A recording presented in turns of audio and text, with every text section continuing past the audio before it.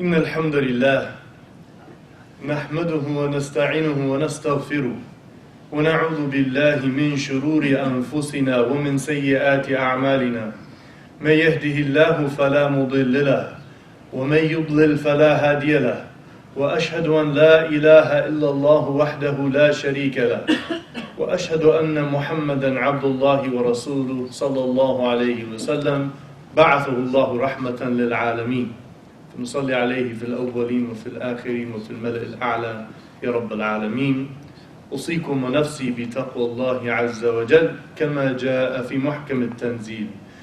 يا أيها الذين آمنوا كتب عليكم الصيام كما كتب على الذين من قبلكم لعلكم تتقون.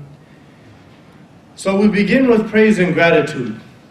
All praise and gratitude is based in one fact, one source, one blessing, and that is the creator, provider, and sustainer of all things that exist. We are simply an aspect, a creation of His mercy and compassion. When we realize this, then we seek to live a life in which we show gratitude to Him. This life that we're living in is a test. لِيَبْلُوَكُمْ أَيُّكُمْ أَحْسَنُ عَمَلًا. We are here to know the difference between right and wrong and to appreciate beauty and perfection. Because you would not know beauty and perfection if you did not know hardship and difficulty. It's the fundamental reality of human consciousness as it relates to understanding the nature of God. And so we are tested with influences around us throughout our life that will draw us to a thought process, to an attitude, to a desire that is self-fulfilling, that believes and looks at this world and what it has to offer as a goal. The month of Ramadan that is in front of us has a different agenda. So the Quran says, شَهْرُ رَمَضَانَ الَّذِي أُنزِلَ فِيهِ الْقُرْآنِ. Before the Prophet ﷺ received any revelations, there was no special value to the month of Ramadan in the Arab world. There was value to Dhul Hijjah and Dhul Qa'dah and Muharram and Rajab. There was the remnants of what had become a mythological ancient story of Abraham. And they had completely distorted this Abrahamic pilgrimage and this sacred mosque, and then glorified statues that they built with their hands and walked around whistling and clapping while naked. The community of Arabia was shattered and shaken in a moral depravity and decadence. And in this month, on that sacred holy night, when the Prophet ﷺ, as he had been for some months, spending some time away from the corruption and chaos and filthy immorality that had become commonplace amongst nobles, amongst educated nobles in the society in Mecca.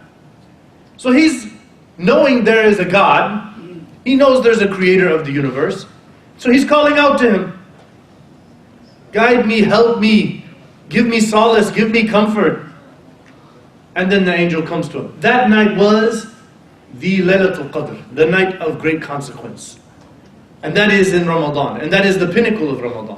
And what are we celebrating? The revelation of the Quran. The angel Gabriel was told to bring down from this special place in heaven where all of divine wisdom and order comes from. Take this scripture and bring it down to the lower heavens. And over the next 23 years after this sacred night, the Prophet ﷺ would receive these revelations that brought us all here today. You want a miracle? the fact that we're sitting here today because of these revelations is a proof in and of itself. So what is the Quran? Is it a holy talisman? It is not a holy talisman. It was not understood by the Prophet ﷺ, nor taught, nor his companions understood that the Quran is something that you read just for magical blessings, and that you put on the wall or on your rearview mirror thinking it has some powers to protect you as a thing. No, they understood exactly as it said about itself. Huda linnas. Its purpose is guidance for all of people who would seek it. وَبَيِّنَاتٍ مِّنَ الْهُدَى وَالْفُرْقَانِ. And then he goes to explain what kind of guidance. Clear, clarifying points of guidance and clarity and proofs of divine truth and meaning and purpose of life and what will come of you when you die and how to prepare for that. وَالْفُرْقَانِ. And a moral criterion that you could now know right from wrong and have a standard, a constitutional format that would always guide you no matter where you are from that time until the day of judgment in this side of the world or across the ocean where we are now. You have a source that is sufficient. So that's what it is. It was meant to be read and understood and contemplated. And that's how the Prophet ﷺ and his companions were. You have way too many Muslims that would go through the month of Ramadan having gained no new Quranic insight in their lives, in their thought process, having gained no new attitude or philosophical disposition of how to deal with people and circumstances and work and family because of some meaning I gained while reading the Quran in the month of Ramadan. Because we're supposed to be reading it all of the year. But in Ramadan they were reading it so much more to celebrate this special message. And so the Prophet ﷺ taught people, قَدْ جَاءَكُمْ شَهْرٌ مُبَارَكٌ. One time this brother told me that saying Ramadan Mubarak is a bid'ah. It's some sort of bad thing to say that. Because the Prophet didn't say it. Well, the Prophet did say it. So you just got to study your hadith before you go around making rules in Islam. قَدْ جَاءَكُمْ شَهْرٌ مُبَارَكٌ. A month full of blessings has come to you. فُرِضَ عَلَيْكُمْ صِيَامٌ. In this month, you have been obligated to fast. فِيهِ تُفَتَّحُ أَبْوَابُ الْجَنَّةِ وَتُغَلَّقُ أَبْوَابُ النَّارِ وَتُغَلُّ الشَّيَاطِينَ. So the Prophet ﷺ said, in this month, the gates of heaven are opened wide, and the gates of hell are closed, and the demons are chained back. What does this mean? Does this mean that any Muslim who dies in Ramadan goes to heaven? No. This is not what it means. It is a beautiful metaphor for the purpose of Ramadan. It is telling you that in this month, you will become closer to heaven if you take advantage of it for what it was legislated for. And you will be removed from the hellfire by living Ramadan as it was legislated. And the influence that demons have over you, whether they are from humans or jinns. See, some people say, yeah, nothing bad's going to happen because the jinns or the shayateen are locked up. Well, I'm here to tell you, in every Ramadan I've ever experienced, and that is now 20 of them, I have seen shayateen and listened to shayateen. Okay?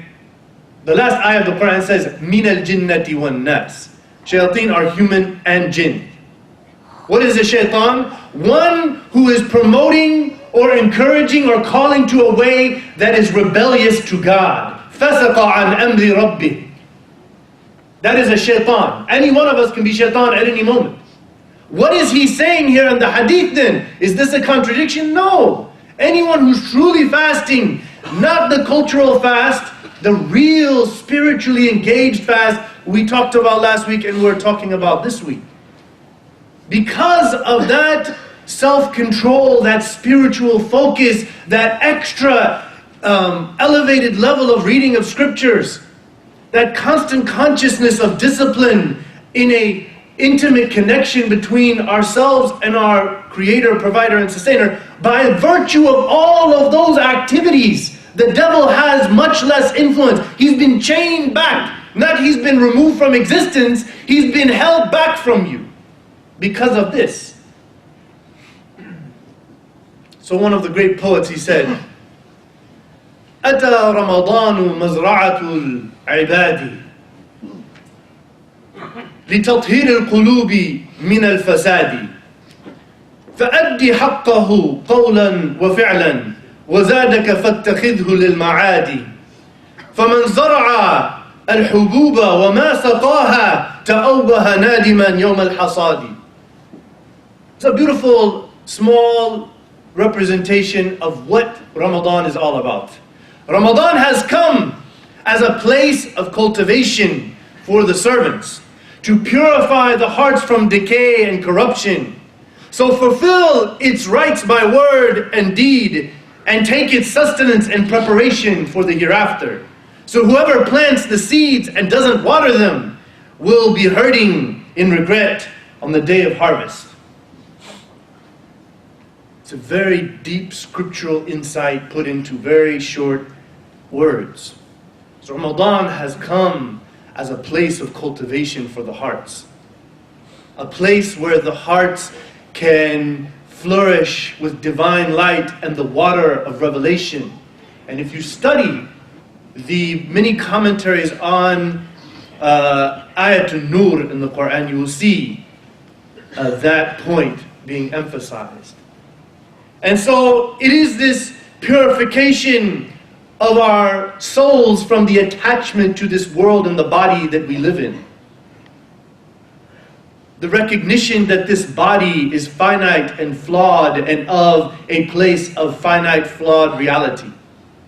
And that the soul came from a home of purity and perfection. And that the more we emphasize that, the more we reach and attain happiness. So spirituality is the focus of the soul over the body.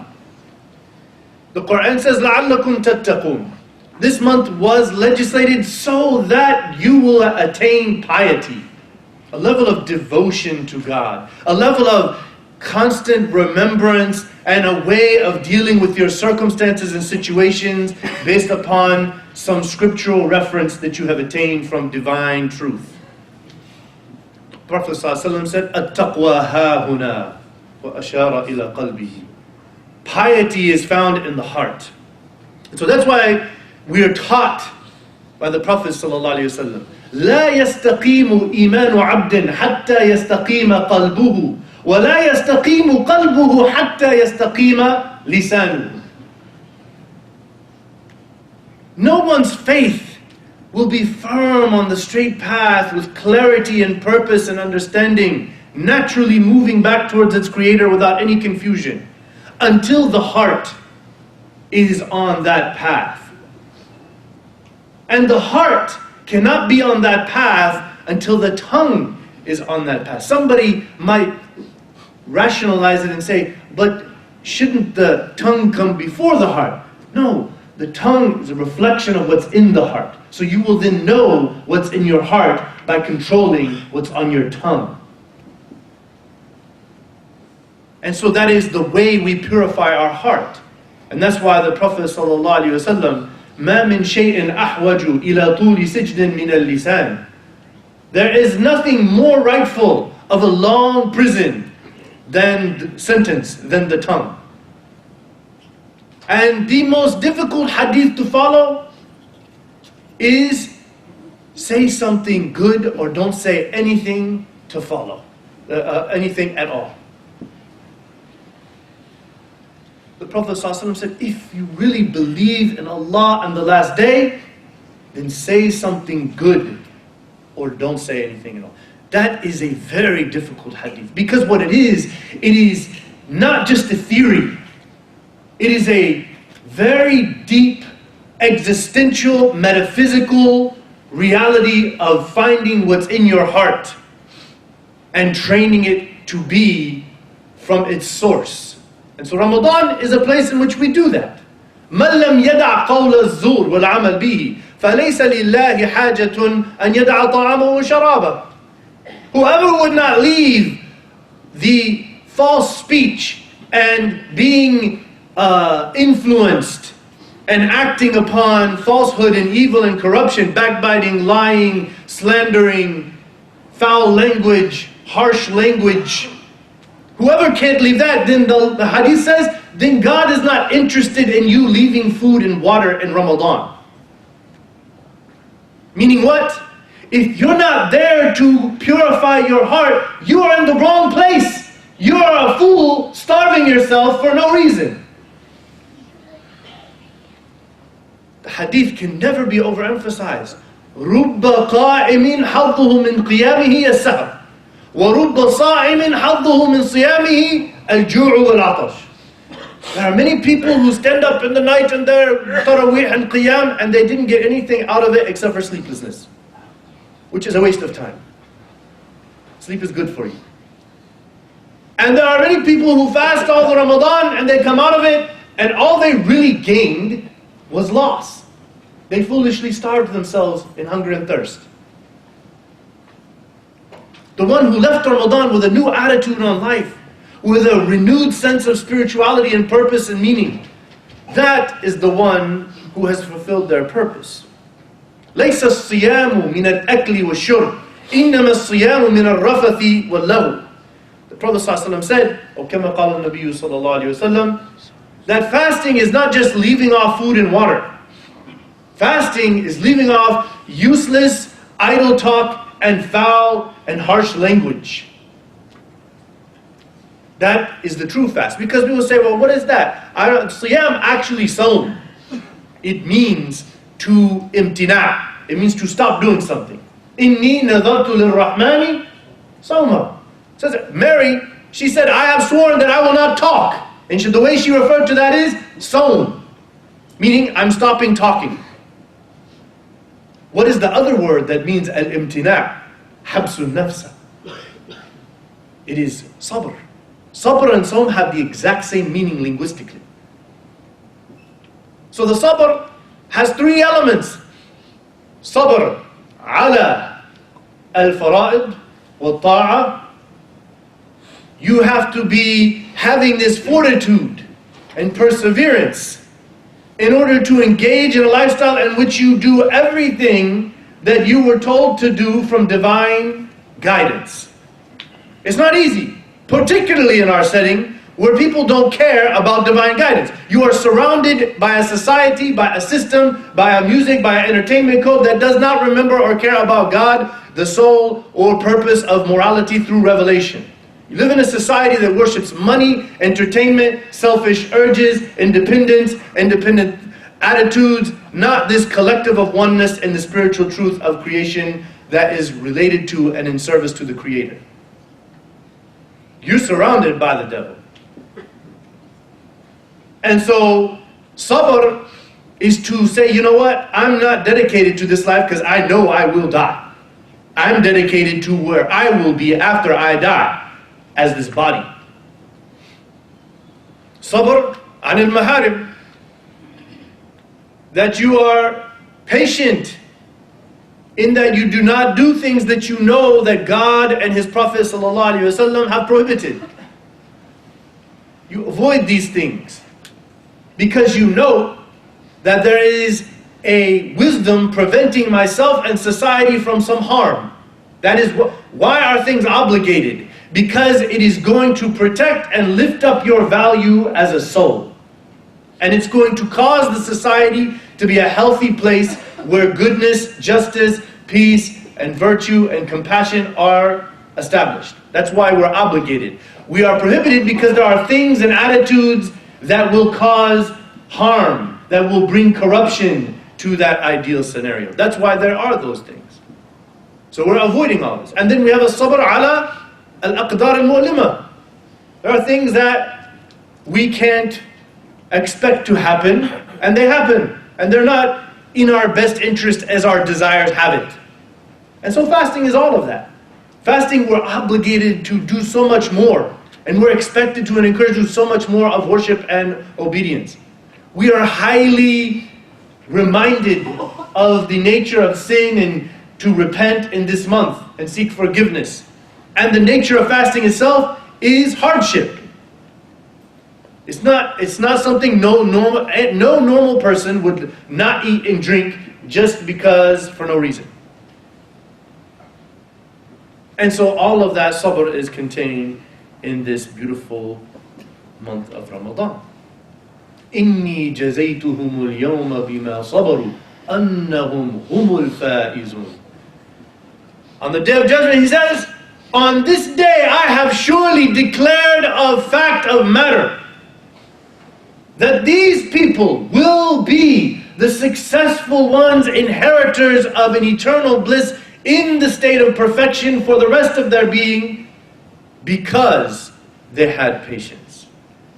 So in the Quran you see, وَإِن تَصْبِرُوا وَتَتَّقُوا. It comes up many times like that. These two come together. What is that all about? Sabr and taqwa.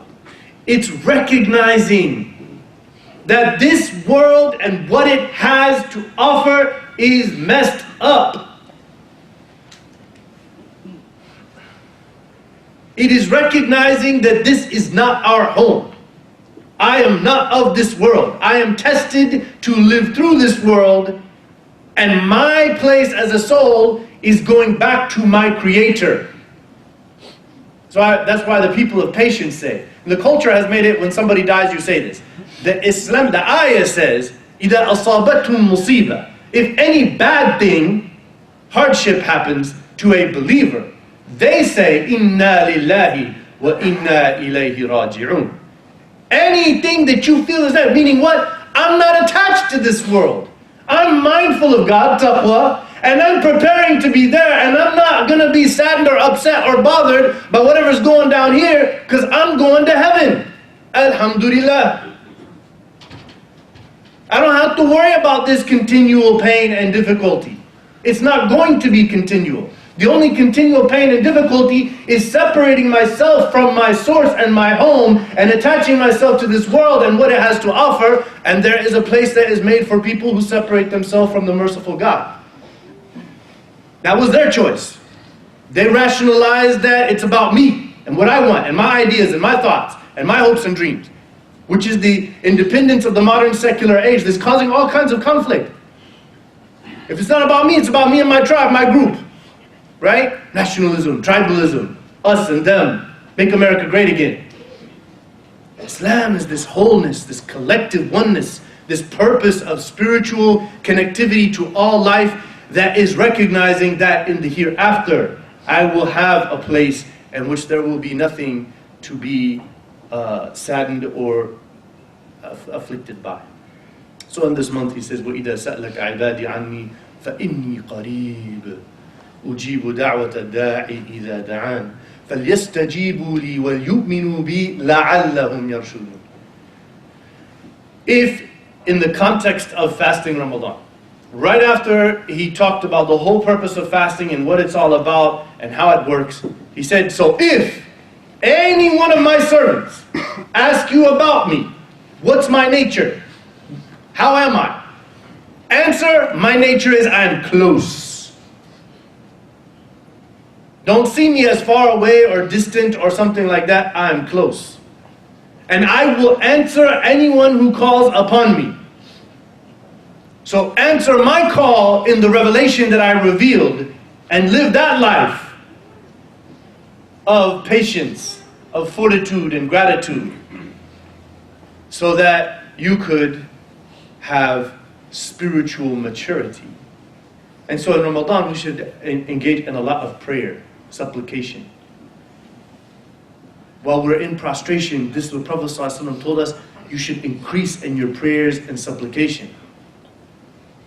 And it is the majority position of fuqaha, of scholars of Islamic jurisprudence, that anyone who's in prostration, whichever background they come from, they are perfectly expected to pray to Allah in their own language. Because the religion is not an Arabic religion. God is not an Arabic God. God is a universal God. He sent prophets to the whole earth, Arab and non-Arabs, mostly non-Arabs, who did not talk to him in Arabic. We have to be careful about culturizing religion, bringing it down to something earthly, and making holy things of this earth. It's very dangerous. Israel is built on this. So I ask Allah that our month of Ramadan will be a time of closeness to Him, in which He will answer all of our prayers, inshallah.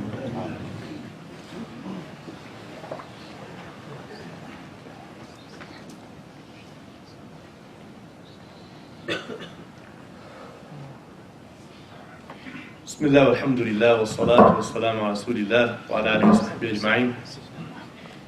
We have this huge opportunity in front of all of us.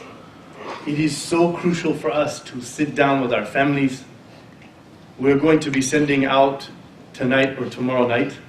It looks 99% like our Taraweeh will begin on Sunday night, and then Monday will be our first fast because the lunar calendar starts with Maghrib.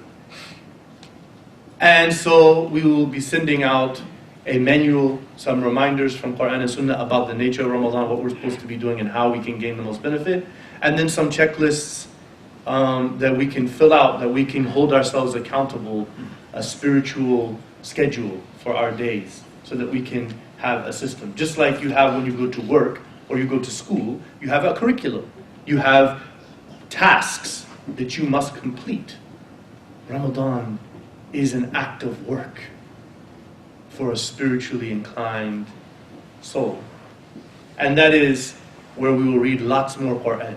I'm encouraging everybody to read Quran for the purpose of guidance and meaning. Not just to see how much I can read for the sake of it being read, but for the reason why it was revealed, to be understood and lived by. We have to leave Ramadan with this. Only speak positive. We're going to make the ultimate jihad in Ramadan.